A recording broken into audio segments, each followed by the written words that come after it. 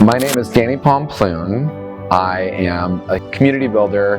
I am a gatherer and a space holder. And what I do for work is I teach yoga and the business of yoga.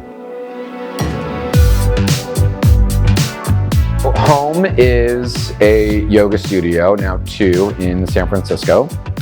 We're about 1.5 years old, and it was birthed out of some really gnarly, deep pain that I was feeling in the pandemic.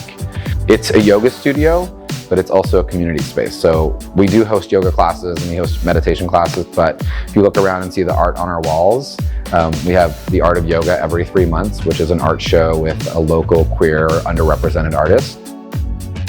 Yoga has been a space for a certain type of person. Wealth, look, all of the things, and that could be a whole different interview. And I am a queer Mexican American, and I thankfully had people that spoke up for me when I didn't have a voice.